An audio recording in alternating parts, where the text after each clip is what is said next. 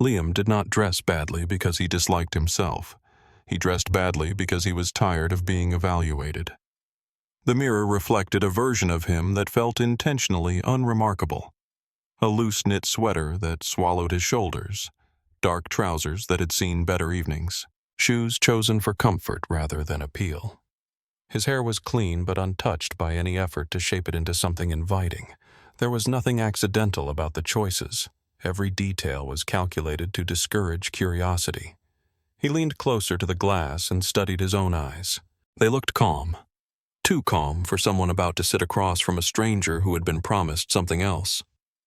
"This is fine," he said quietly to the empty room. Liam had agreed to the blind date for one reason only. He wanted his friends to stop worrying, stop nudging, stop telling him that isolation was not the same as independence. They meant well, but meaning well did not erase the exhaustion that came from explaining himself over and over again. He was not broken, he was not lonely. He was simply careful. The last man he had loved him privately. That distinction had taken too long to reveal itself. And by the time it did, Liam had already learned what it felt like to be introduced as nothing at all.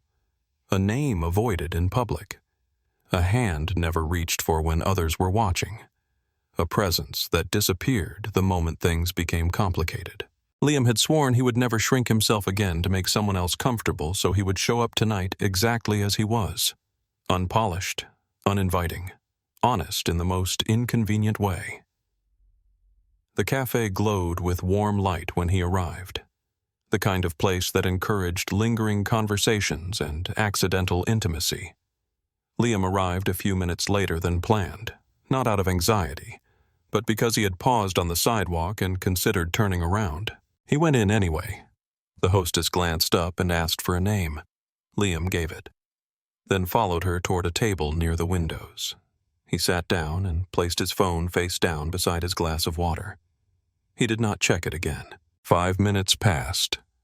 Then 10. The absence of his date did not bother him. In fact, it brought a strange sense of relief.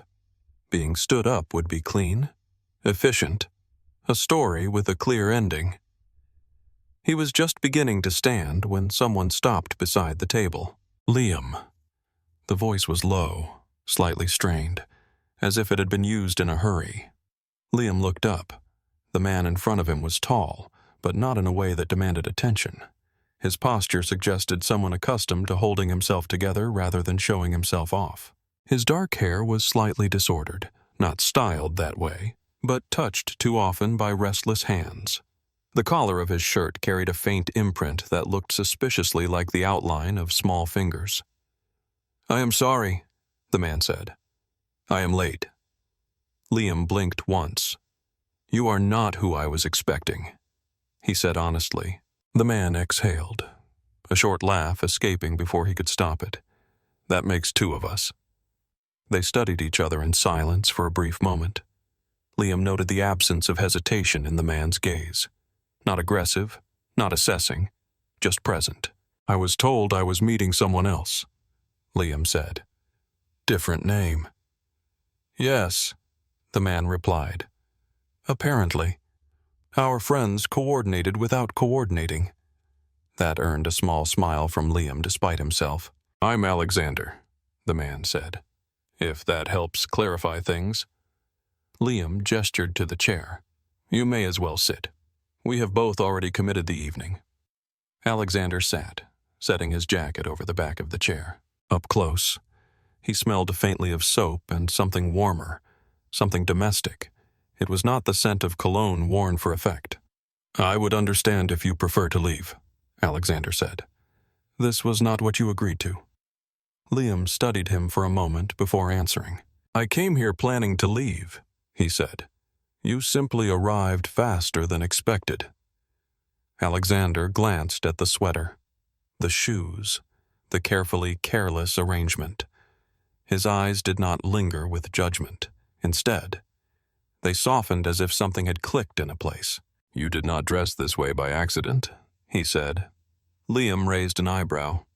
"That obvious only to someone who recognizes the pattern," Alexander replied.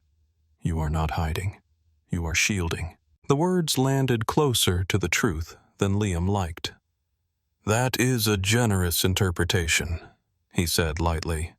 Alexander did not push. He nodded once, as if acknowledging something unspoken. I did not come tonight looking for novelty, Alexander said. If that matters. Liam folded his hands on the table. What did you come looking for? Alexander paused before answering. Conversation that does not require performance, he said, and the possibility of honesty, even if it is uncomfortable. Liam felt the faintest shift inside his chest. Not hope, something quieter. The waiter arrived, breaking the moment.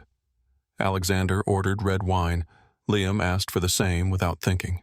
When the glasses were set between them, the evening settled into a different rhythm. They spoke about ordinary things at first. Work, books, the irritation of meetings that could have been emails. Liam learned that Alexander ran his own firm. The responsibility sat on him like a second spine. Alexander learned that Liam worked with words for a living, shaping other people's ideas without demanding credit. There was an ease to the exchange that surprised them both. So Alexander said, eventually, I asked why you expected a different man.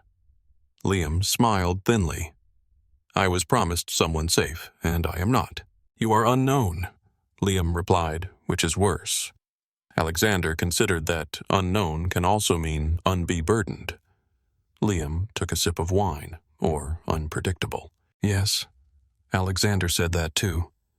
The truth surfaced slowly, not in confession, but in fragments.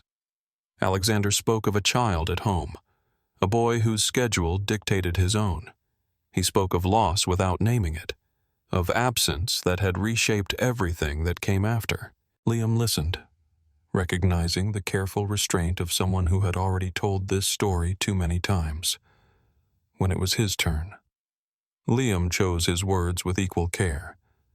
I do not date men who need to hide, he said, and I do not stay where I am not chosen fully. Alexander met his gaze. I do not invite anyone into my life lightly, he said, and I do not offer half measures. Something in the air tightened.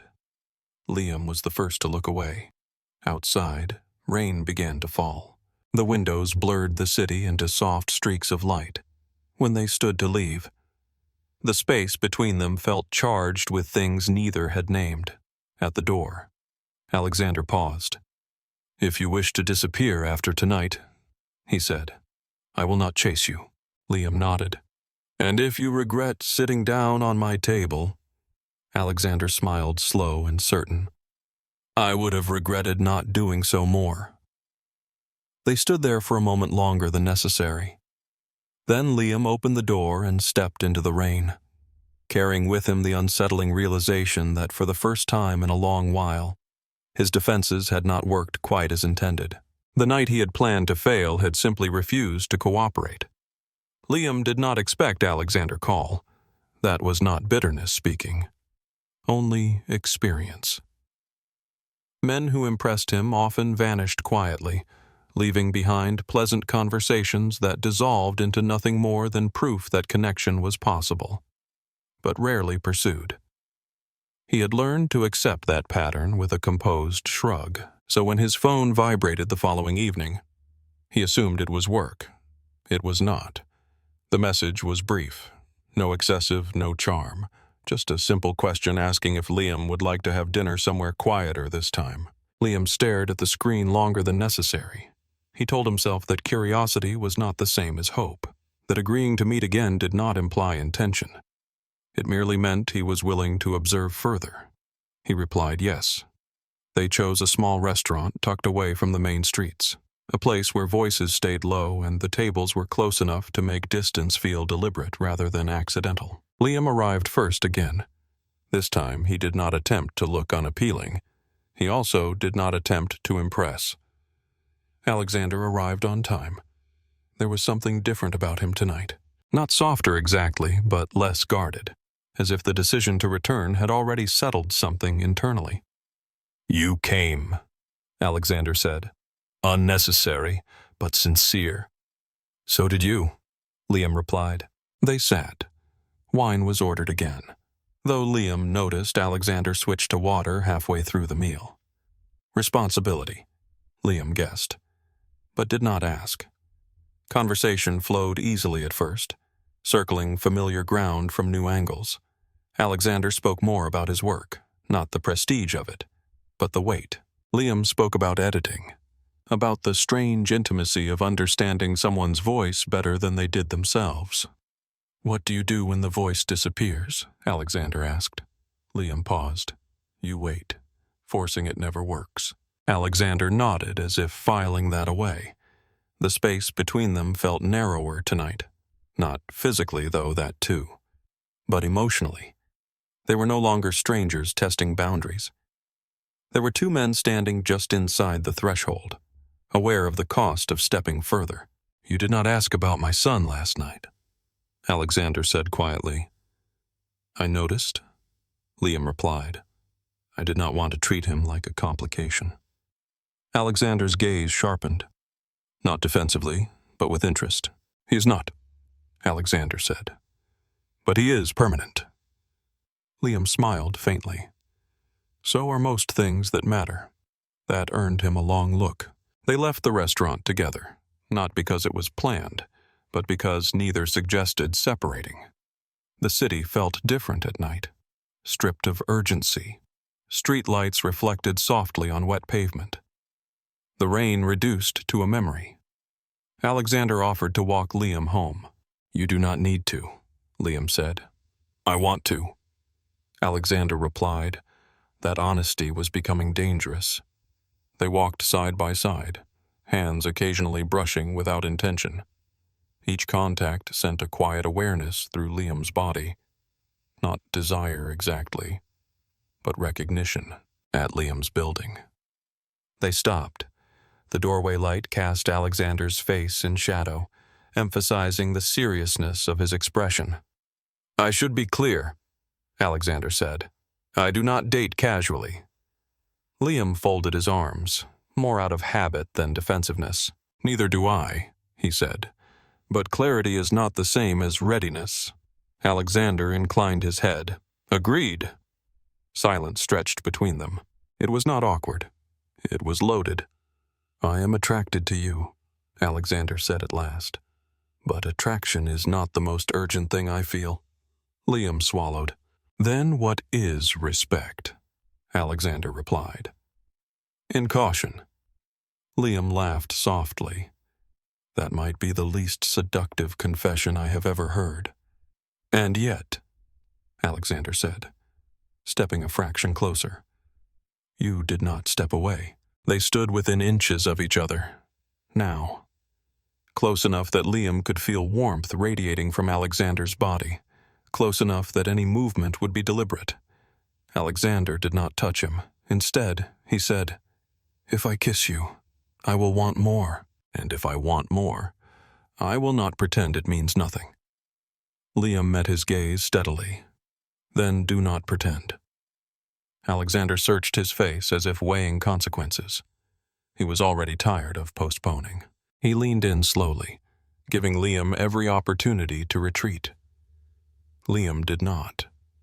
The kiss was brief, controlled, almost restrained to the point of cruelty. Lips pressed together without urgency, without exploration, as if both men were testing whether the contact itself would undo them. When Alexander pulled back, Liam felt the absence like a hell breath. Good night, Alexander said quietly. He left before Liam could respond. Liam stood there for several minutes after, hand resting uselessly at his side, heart uncomfortably awake. The days that followed unfolded with careful consistency. They did not rush. They met for coffee, for walks, for dinners that ended earlier than either wanted. Messages were exchanged throughout the day. Not constant, but meaningful observations, questions, fragments of thought. Liam noticed how Alexander never avoided pronouns when speaking about past relationships, how he did not lower his voice when referencing the man he had loved. There was no performance in his openness, no declaration, just quiet truth. Alexander noticed how Liam listened without flinching, how he never competed with memory, never diminished it. The tension between them grew not because of what happened, but because of what did not. One evening, rain returned, heavier this time. Alexander arrived soaked, having misjudged the weather. Liam wordlessly handed him a towel and gestured toward the bathroom. "Use the shower," Liam said. "You will freeze otherwise." Alexander hesitated. "Are you sure?" "Yes," Liam replied.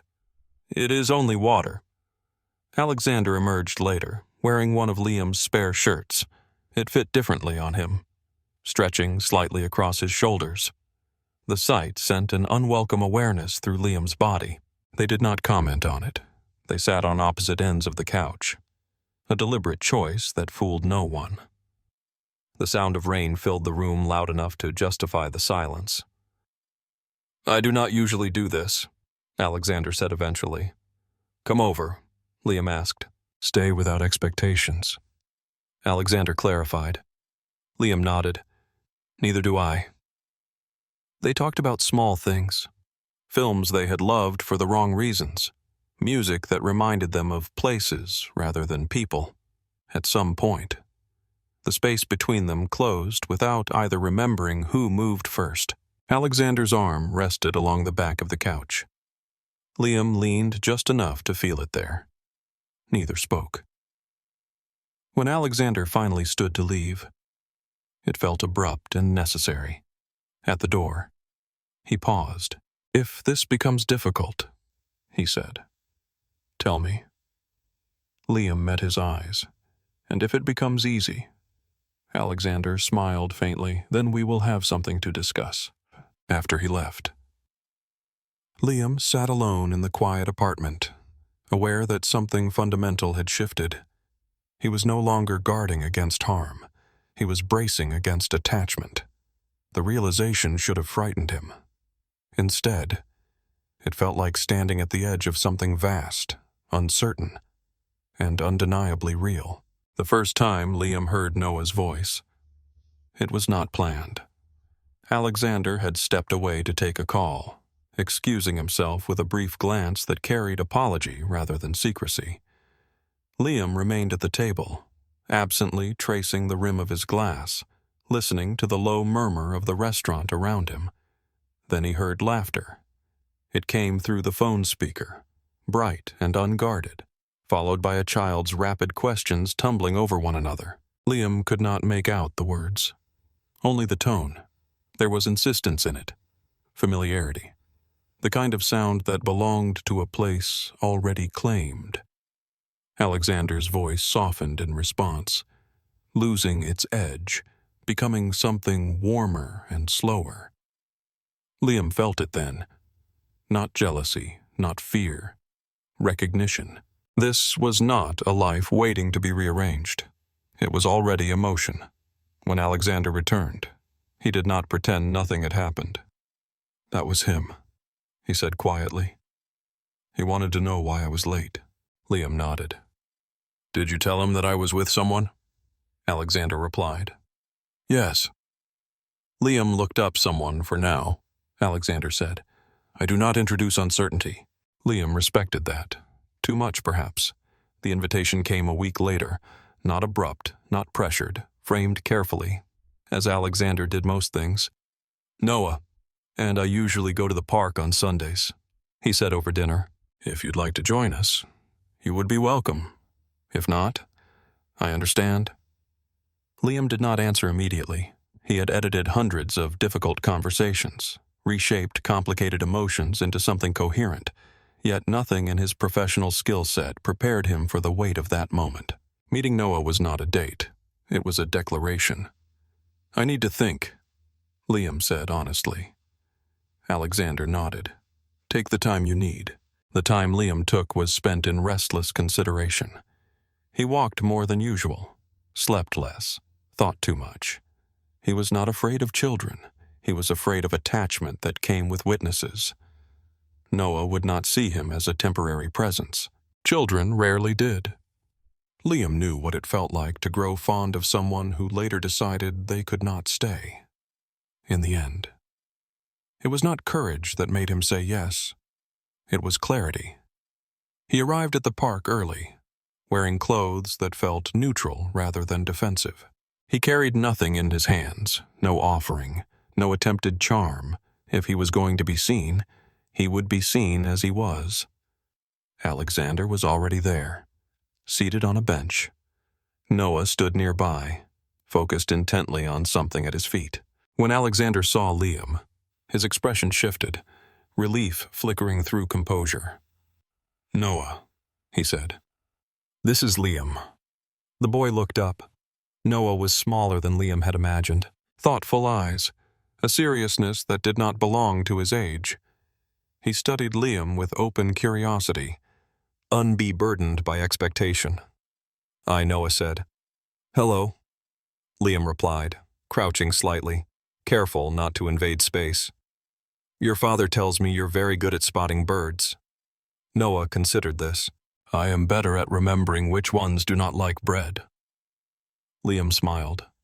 "That is an important skill." Alexander watched the exchange without interference. He did not prompt, did not guide. He allowed the moment to find its own balance. They walked together, sometimes apart. Noah spoke when he wished, asked questions without filters. Liam answered when he could, admitting when he did not know. It went better than Liam expected. That was the problem. Afterward, as they stood near the edge of the park, Alexander touched Liam's arm gently. "Thank you," he said. "For what? For not trying to be anything else?" Liam nodded. "I would not know how." They did not linger. Alexander sensed the limits before Liam had to state them. That night, Liam lay awake staring at the ceiling, replaying the afternoon with unwelcome tenderness. Noah's laugh, the way Alexander watched his son with unguarded devotion, the ease that had begun to form between the three of them, fragile and unspoken. Liam did not want to be part of a picture he might eventually have to step out of. The distance came quietly. He replied to messages slower, suggested shorter meetings, avoided conversations that leaned toward the future. Alexander noticed. He did not confront immediately. When he did, it was gentle. "Are you pulling away?" he asked one evening. Not accusing, only asking. Liam did not deny it. "I am recalibrating," he said. "This is more than I anticipated." Alexander absorbed that. "Do you regret meeting him?" "No," Liam replied quickly. "That is not the issue." Then what is Liam hesitated? The truth felt too sharp to offer without causing damage. "I do not know where I fit," he said finally. "And I will not compete for space that was never mine." Alexander's expression tightened, not with anger, but with something like pain. "You are not competing," he said. "You are being considered." Liam shook his head. "That is not the same thing." Silence stretched between them. "I cannot ask you to be ready for everything my life includes," Alexander said. "But I cannot separate it either." "I know," Liam replied. "That is why this hurts." The argument that followed was not loud. It did not escalate into cruelty. It unfolded slowly like a fault line finally giving way. Alexander spoke of commitment, of intention, of choosing carefully and completely. Liam spoke of loss, of promises that shifted once the stakes became visible, of knowing how easily people reframe devotion when it demands sacrifice. "You think I will leave?" Alexander said. "I think you might," Liam replied. "And I would rather step back now than be replaced later." That word landed hard. Replaced. Alexander repeated quietly. "By what? By convenience," Liam said. "By someone who fits without question." Alexander stood. "I do not replace people," he said. "I choose them." "Then choose your son," Liam said. "Always." "I already have," Alexander replied. That does not mean there is no room for you. Liam closed his eyes. It means there is room until there is not. Alexander stared at him, something breaking through restraint. You are not a temporary addition, he said. You are someone I'm trying to build around. Liam laughed once, bitter and short. That is exactly what scares me. He left that night before either of them could soften the moment. The days that followed were quiet. Too quiet. Liam returned to routines with mechanical focus. Work, walks, silence. He told himself that the ache in his chest was proof of wisdom, not regret. Alexander did not reach out immediately. When he finally did, the message was simple. I am here when you're ready to talk. Liam read it once. Then again. He did not reply. Not yet. Because the truth he was circling was this. He was no longer afraid of being loved. He was afraid of staying, and he did not know which fear would cost him more. The message arrived late in the evening after Liam had convinced himself that sleep might finally come. No explanations, no care, just an address followed by a single line. I needed to hear me without distance. Liam stared at the screen for a long time. He told himself he could decline, that he had already made a decision, that reopening the conversation would only reopen the wound. Then he stood, reached for his jacket, and left the apartment before doubt could gather enough weight to stop him. Alexander's house was quiet when Liam arrived. The lights were low, the street outside empty. When the door opened, Alexander stood there without pretense, dressed simply, his expression stripped of the composure he usually wore like armor. He is asleep, Alexander said before Liam could ask. He asked if he were coming back. Liam swallowed. What did you say? That you were someone who mattered? Alexander replied. And that people who matter sometimes need time. Liam stepped inside. The house felt lived in, not staged. Toys tucked away, but not hidden. A faint scent of soap and wormwood. It was not difficult to imagine life continuing here with or without him. That realization hurt more than he expected. They stood in the living room facing each other, the space between them heavy with everything left unresolved. I did not bring you here to persuade you, Alexander said. I brought you here because I cannot continue without honesty. Liam nodded. Then speak. Alexander took a breath that did not quite steady him. You think loving you would eventually mean choosing between you and my son, he said. You think I would hesitate. Liam did not interrupt. I will never choose against him, Alexander continued. But that does not mean love is divided. It means it is structured. Liam folded his arms more to ground himself than to protect.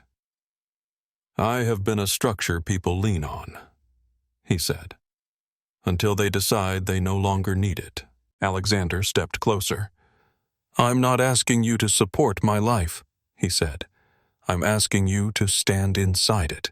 That is not a small request, Liam replied. No, Alexander agreed. It is not. Silence settled again, thicker now, pressing against them. I need to know something, Alexander said. If I choose you fully, will you stay? Liam laughed quietly. You make it sound simple. It is not simple, Alexander said. It is clear. Liam looked at him then, really looked. This was not a man offering comfort. This was a man offering consequence. I'm afraid, Liam said. Not of you, of myself, of wanting this so much that I forget how to leave. Alexander reached out, stopping just short of touching him.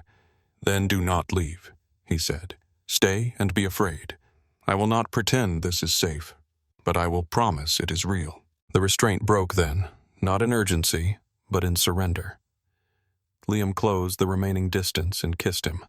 It was nothing like the first time. There was no caution now, no testing. The kiss was slow but deep, carrying everything they had denied themselves. Alexander's hands found Liam's waist, steady and sure.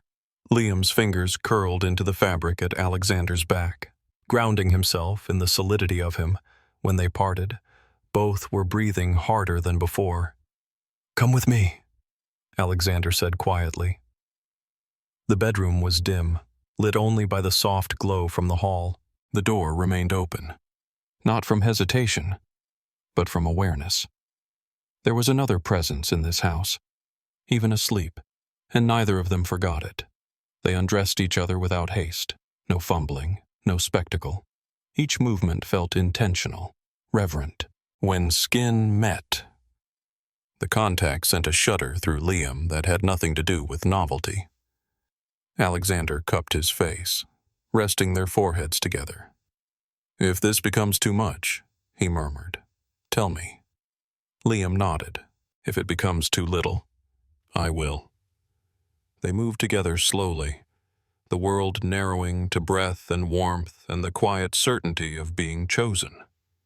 There was no need to name what followed. It was not about release.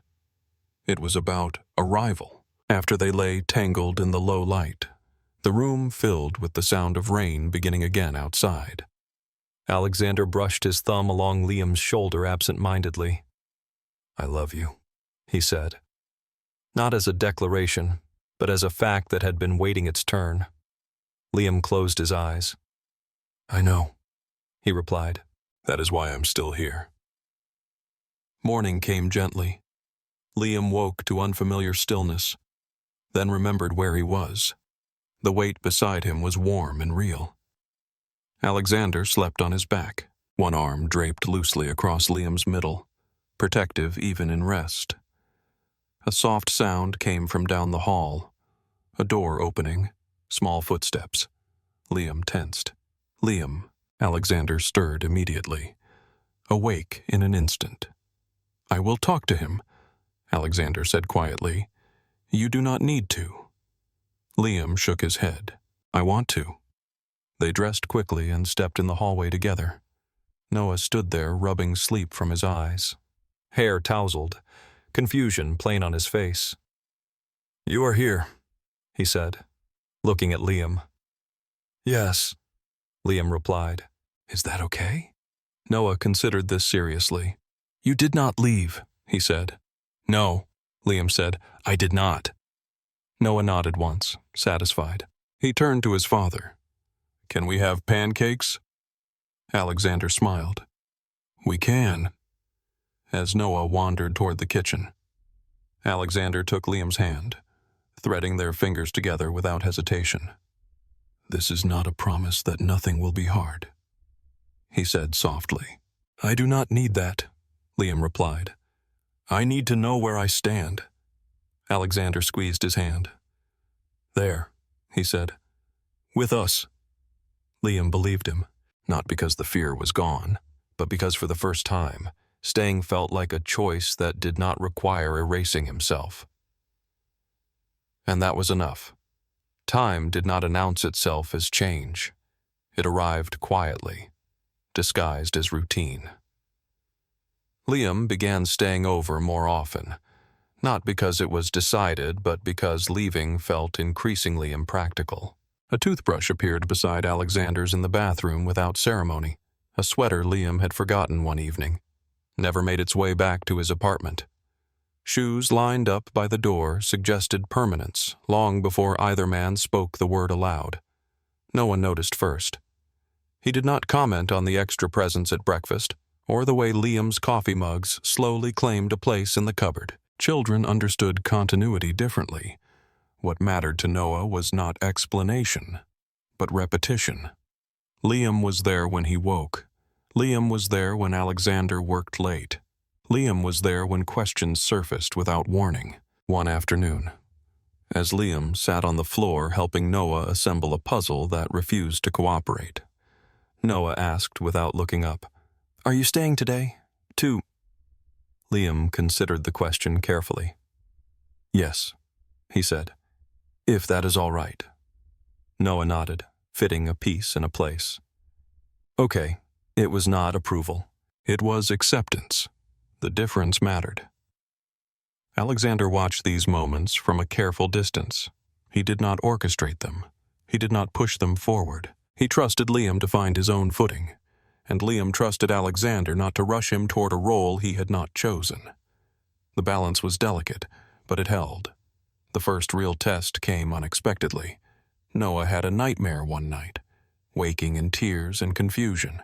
Alexander was already moving when Liam reached the doorway. Instinct pulled Liam forward. But he stopped himself, uncertain. Alexander looked back. "Stay," he said. Liam did. He sat beside the bed, listening as Alexander soothed his son with quiet reassurances. When Noah's breathing steadied, his small hand reached out blindly, finding Liam's sleeve and curling there. Liam froze. Alexander met his eyes over the child's head. Neither spoke. Later, when the house had settled again, Liam stood alone in the kitchen, staring at the sink as if it held answers. Alexander approached slowly. "You did nothing wrong," he said. "I know," Liam replied. "That is what scares me." Alexander rested his hand on the counter near Liam's. "You are not replacing anyone," he said. "You are adding yourself."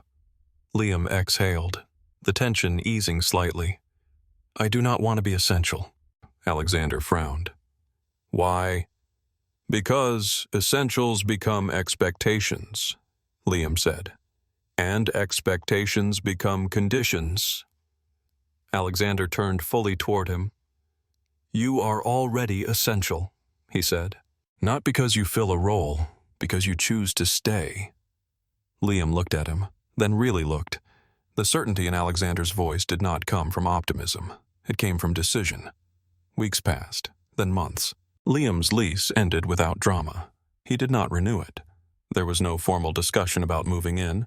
He simply stopped sleeping elsewhere. His clothes migrated gradually. His presence settled into the house like something that had always belonged there. The first time Noah introduced Liam as family was accidental. They were at the market, Noah chattering to the vendor about fruit preferences with great seriousness. When a vendor smiled and asked who Liam was, Noah answered without hesitation, "That is Liam. He is with us." Liam felt something twist sharply in his chest. He did not correct it.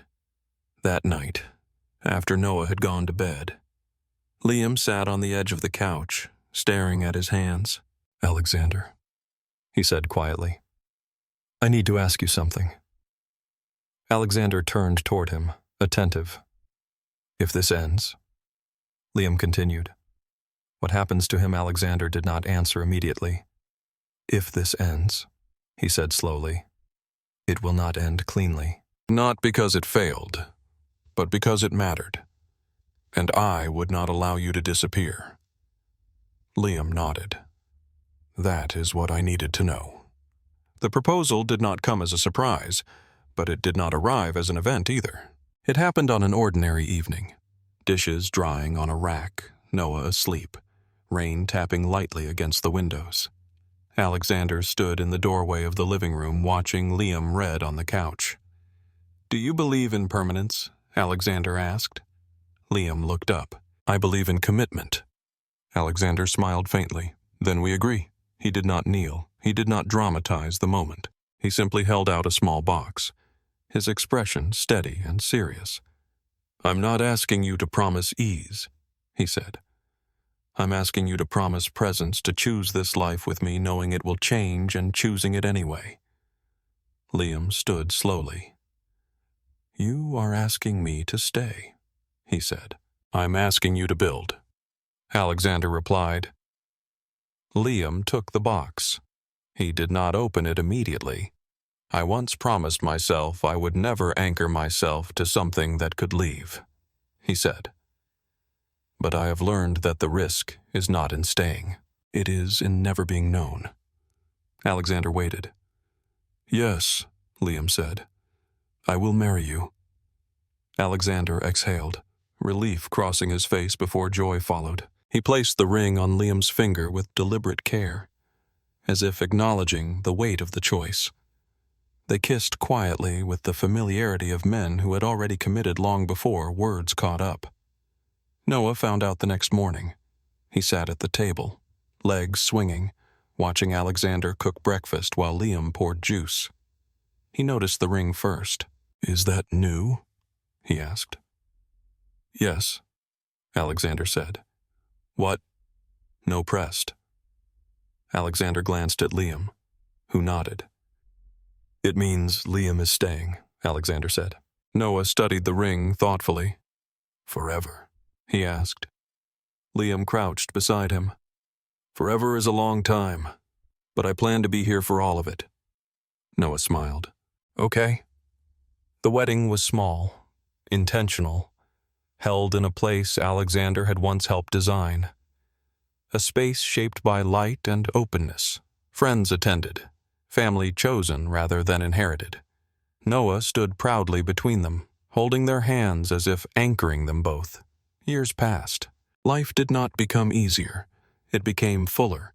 There were arguments about schedules, about discipline, about exhaustion. There were moments when Liam doubted his ability to balance work and family, and moments when Alexander questioned whether he was asking too much. They talked through it. They did not leave. One afternoon, Liam sat on a bench at the park watching Alexander teach Noah how to ride a bicycle. The boy wobbled, fell, laughed, tried again. Alexander did not let go immediately. He waited until Noah was ready. Liam recognized the pattern.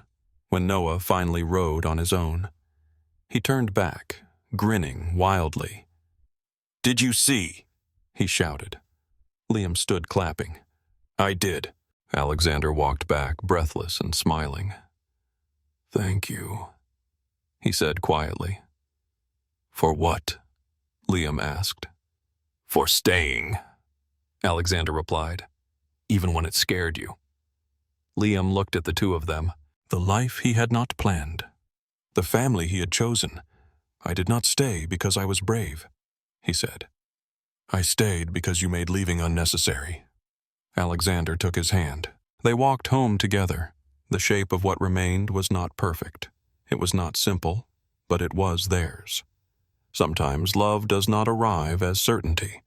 It comes as hesitation, as choice, as the quiet decision to stay when leaving would be easier. Liam did not find happiness by protecting himself from loss, and Alexander did not build a family by erasing the past. They chose each other in full awareness of risk, responsibility, and fear. In the end, love was not the absence of danger, but the presence of trust, not perfection, but permanence shaped by choice.